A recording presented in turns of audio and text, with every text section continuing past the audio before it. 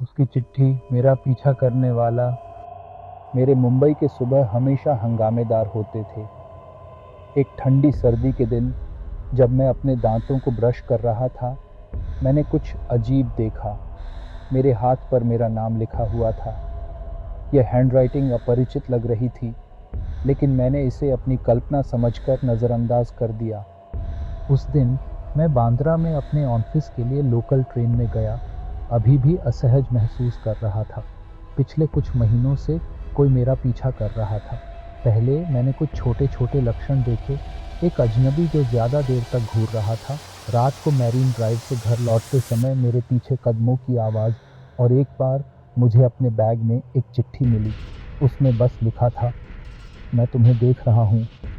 मैंने इसे नज़रअंदाज कर दिया, लेकिन चिट्ठियाँ रुकने का नाम नहीं ले रही थीं।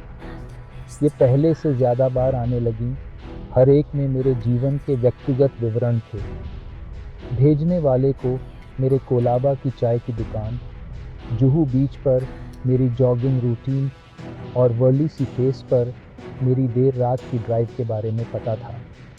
एक दिन मैंने अपने तकिए के नीचे एक चिट्ठी पाई। मुझसे लोअर परेल की पुरानी मिल में मध्य रात्रि पर मिलो। डर ने मुझे जकड़ लिया, लेकिन जिज्ञासा जीत गई।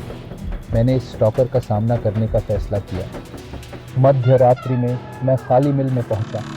हवा टूटी हुई खिड़कियों के माध्यम से चिल्ला रही थी, जिससे माहौल भयावह हो गया। जैसे ही मैं अंदर गया, मैंने कुछ डरावना देखा।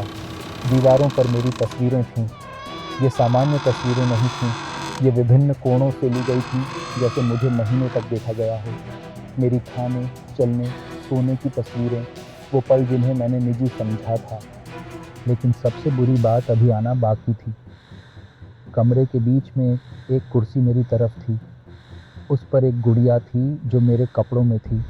उसके हाथ में एक नोट था जिसमें बस लिखा था, मैं हमेशा देख रहा हूँ। मैं वहाँ से भाग गया।